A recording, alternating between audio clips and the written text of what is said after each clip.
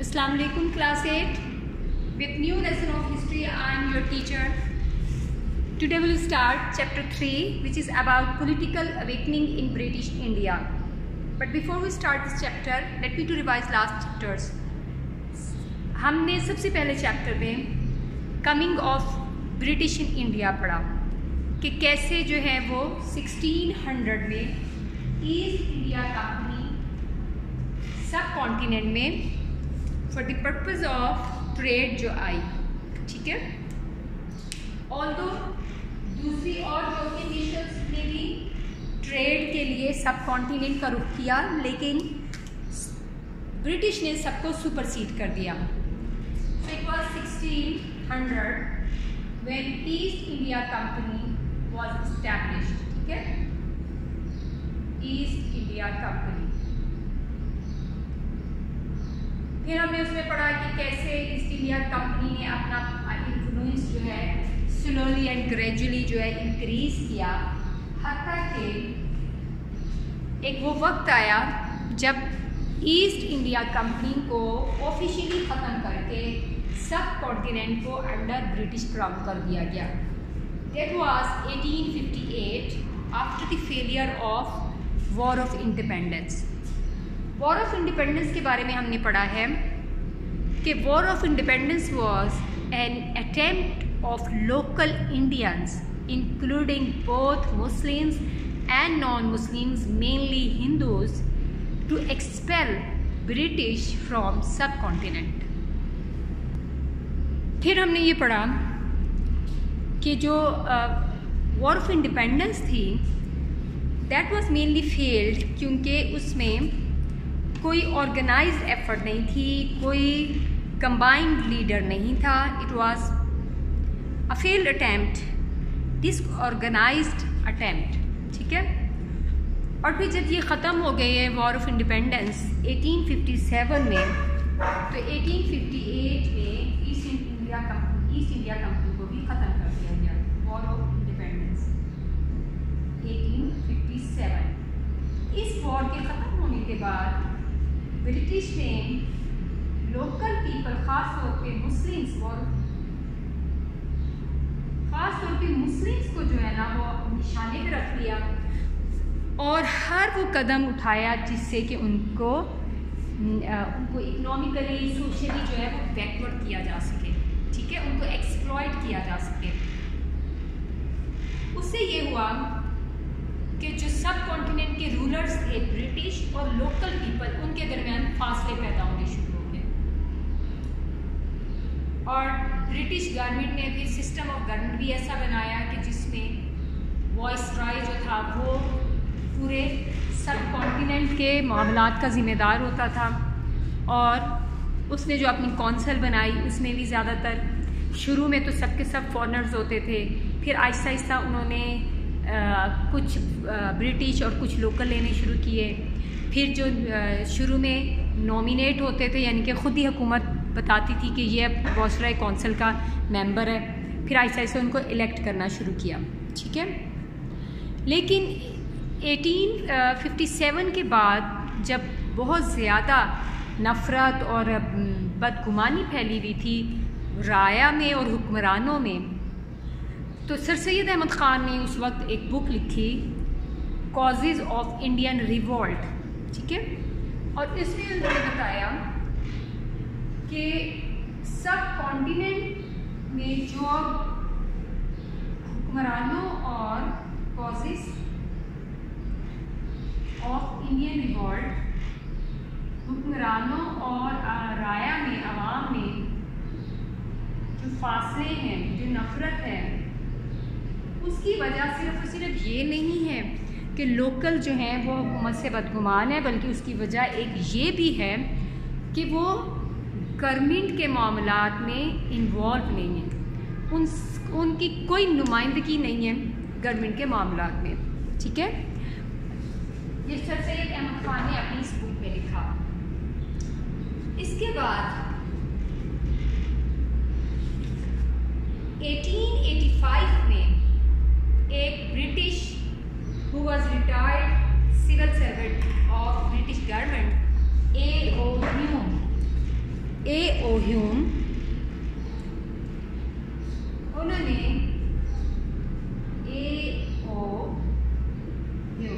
उन्होंने बिल्कुल यही बात जो है एहसास की जो सर सैयद अहमद ख़ान ने अपनी बुक में लिखी थी कि उन्होंने ही thought that increasing political unrest, economic difficulties of masses like that of war of masses can create the situation like that of war of independence of 1857 के लोगों की जो मुआशी मुश्किलात हैं, जो उनको सियासी तौर पे पीछे कर दिया गया है, मुल्क के मामलात में उनका कोई अमल दखल नहीं है, इससे दोबारा 1857 जैसी जो वॉर ऑफ इंडिपेंडेंस जैसी सूरत हाल दोबारा पैदा हो सकती है। तो इसके लिए इन्होंने क्या सजेस्ट किया, ही laid the foundation of a political party known as Congress, All India National Congress, Indian National Congress, ठीक है। इस पॉलिटिकल पार्टी की फाउंडेशन रखी, जिसको के शॉर्टली कांग्रेस कहा जाता है, ठीक है। और इसका मकसद ये था कि जो सब कॉन्टिनेंट में लोग रहते हैं उनको भी ये एहसास दिया जाए कि they are part of the government, ठीक है। इसका जो first meeting was held on December 28, 1885, जिसमें इनके पूरे सब कॉन्टिनेंट से 70 पॉलिटिशियंस जो हैं उन्होंने इसमें पार्टिसिपेट किया और उनमें से सिंगल वन भी मुसलमान नहीं था, ठीक है। और इसके जो शुरू के ऑब्जेक्टिव्स रखे गए वो मेनली ये थे, number 1, to evolve a sense of nationhood among the Indians. तमाम इंडिया के जो लोग हैं, भी मुस्लिम और हिंदू और सिख, उनके दरमियान ये एहसास पैदा किया जाए कि वो एक कौम है। Number 2, to address the grievances of Indian people, जो इंडिया के लोगों के दुख और तकालीफ हैं उनके बारे में भी बात की जाए, जैसे कि मुसलमानों से जायदादें छीन ली गई, टाइटल्स छीन लिए गए, उनको गवर्नमेंट जॉब से निकाल दिया गया, उनकी ज़ुबान जो है वो चेंज कर दी गई, उनके जो इंस्टीट्यूशंस हैं मदरसाज वगैरह उन पर तरह तरह की पाबंदियाँ लगाई गई, ठीक है। इस तरह के जो ग्रीवेंसेस है उसको एड्रेस किया जाए। नंबर 3 जो इस पार्टी का ऑब्जेक्टिव था, to reorganize the people in the fields of culture, politics and morality. लोगों को ऑर्गेनाइज किया जाए कल्चर, पॉलिटिक्स और मोरालिटी के बेसिस पे। Number 4, to work for the welfare of Indian people, के जो हिंदुस्तान के लोकल लोग हैं उनकी भलाई पे काम किया जाए, ठीक है।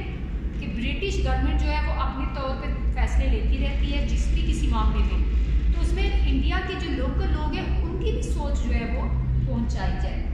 इस तरह सबसे पहले एक पॉलिटिकल पार्टी की बुनियाद रखी सब कॉन्टिनेंट में A.O. ह्यूम ने, who was retired civil servant of the British government, और इस पार्टी का नाम लिखा गया इंडियन नेशनल कांग्रेस, और इसकी बुनियाद बॉम्बे में इन 1885 में रखी गई। इसके ऑब्जेक्टिव जो थे वो मेनली थे कि सेंस ऑफ नेशनहुड दी जाए लोगों में, उनके ग्रीवेंसेस को रिमूव किया जाए, उनको रीऑर्गेनाइज किया जाए और उनकी वेलफेयर के लिए काम किया जाए। सो ये थे मेन पॉइंट्स। अब जो कांग्रेस है पॉलिटिकल पार्टी के तौर पे, इसने ये एज्यूम करना शुरू किया कि ये पूरे सब कॉन्टिनेंट के लोगों की नुमाइंदा है, ठीक है।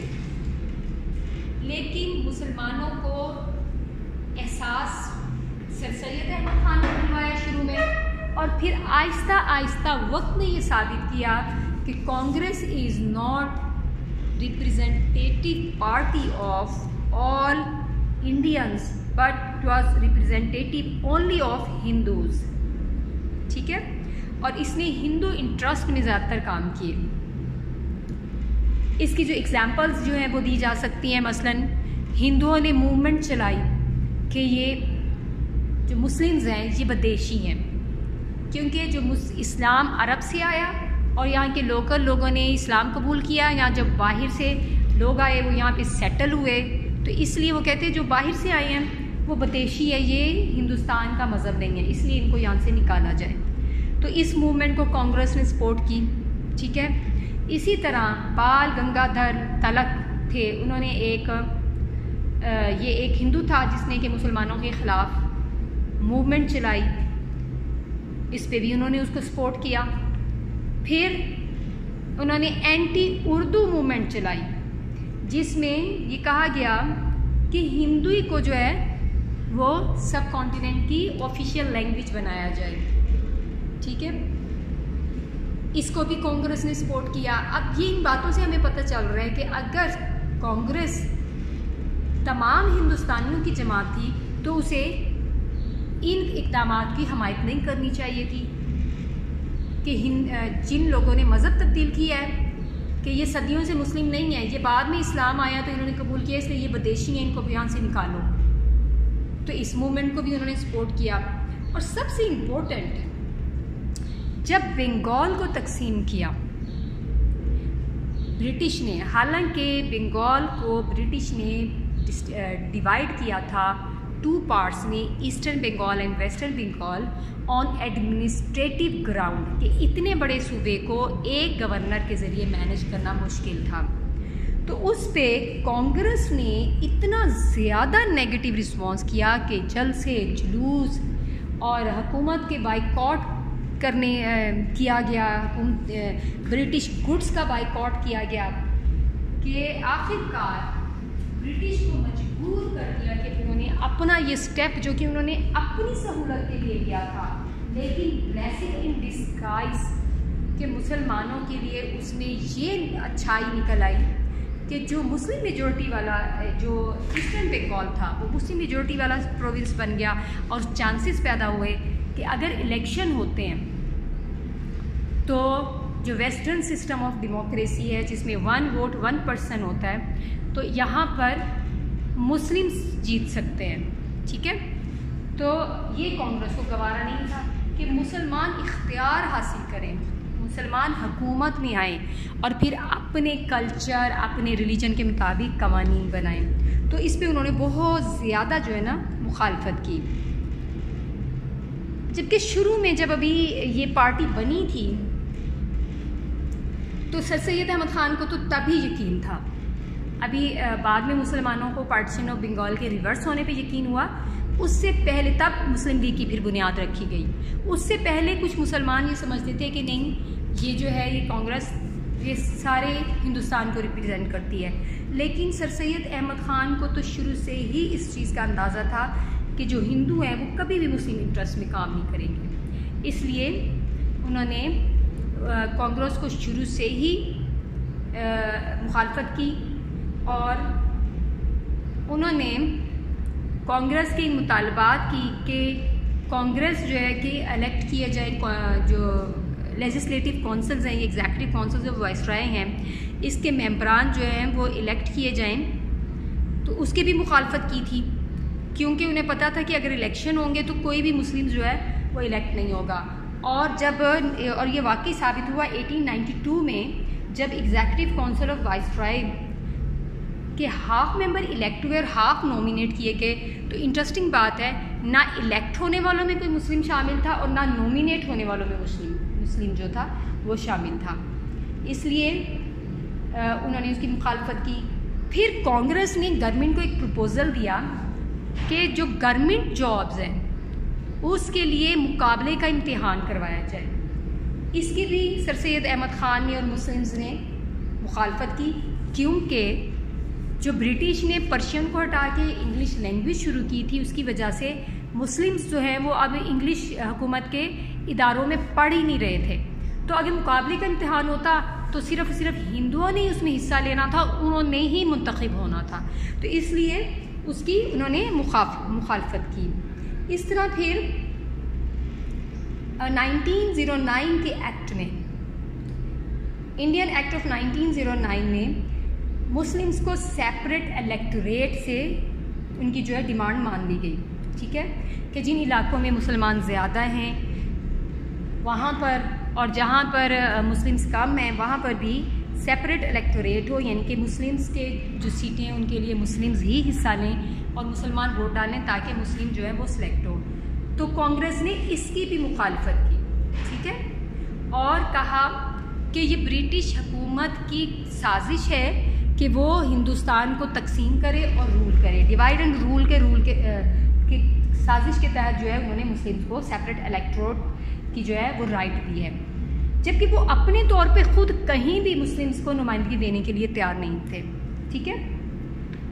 इसी तरह हिंदुओं की जो बददियानती है और कांग्रेस की बददियानती वो हमें इस चीज़ से वाज़ेह होती है कि जब इंडियन एक्ट ऑफ 1919 ने सिख जो कौम है उसको सेपरेट इलेक्टोरेट से का राइट दिया गया तो कांग्रेस ने कोई अपोजिशन नहीं शो की। 1909 के एक्ट में जब मुस्लिम्स को दिया गया तो कांग्रेस ने बहुत ज़्यादा शोर मचाया। तो इन बातों से सबसे क्या पता चलता है कि जो कांग्रेस थी वो एक हिंदुओं की नुमाइंदा जमात थी और इसको बनाया तो ब्रिटिश ने था, एक ब्रिटिश ने कि सारे सब कॉन्टिनेंट को रिप्रेजेंट किया जाए, लेकिन एक्चुअली ऐसा नहीं था।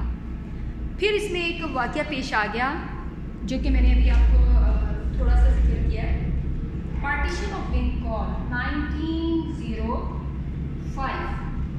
पार्टीशन ऑफ बंगाल जो है वो इतना बड़ा सूबा था कि आज भी एक बांग्लादेश, इंडिया में बंगाल, आसाम, केरला, ये सब मिलके जो है ये एक बड़ा प्रोविंस बनते थे, ठीक है। और Bengal was the biggest province of subcontinent, population के हिसाब से भी और टेरिटरी के हिसाब से भी, यानी रकबे के लिहाज से भी और आबादी के लिहाज से भी। और जो आज का जो इंडिया में बिहार, उड़ीसा और असम है ये बंगाल में इंक्लूडेड थे, और एक बंगाल भी सूबा है मगरबी बंगाल इंडिया में, वो भी, और बांग्लादेश वो भी इसमें शामिल थे। लेकिन बंगाल को beginning of the 20th century full province का स्टेटस नहीं दिया गया था, और फिर जब इसको 1901 a proposal was forwarded to integrate the central Bengal and Madras into a single province। और फिर जब उन्हें कहा गया कि इन दोनों के ये जो इतना बड़ा है इसको 2 सूबे में बना दिया जाए, तो इसको 1905 लॉर्ड कर्जन ने जो है इसको अप्रूव किया और बंगाल को 2 हिस्सों में तकसीम कर दिया। बंगाल का जो रकबा था वो था 1,89,000 miles and population of nearly 8 million, 80 lakh, आज से 16-17 ईयर्स अगो।